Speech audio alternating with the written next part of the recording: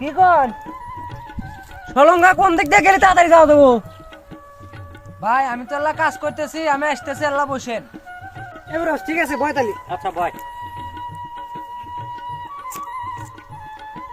এ ভাই আপনি বাড়ি কোনে কে ভাই বাসুদেব কল বাড়িটা কোন পাড়া বাসুদেব কল পূর্ব পাড়া। এ ভাই ওখানে তো আমারও বাড়ি আপনার বাপের নাম কি ভাই? সবে তালি আমার বাপের নামও তো সবে জালে।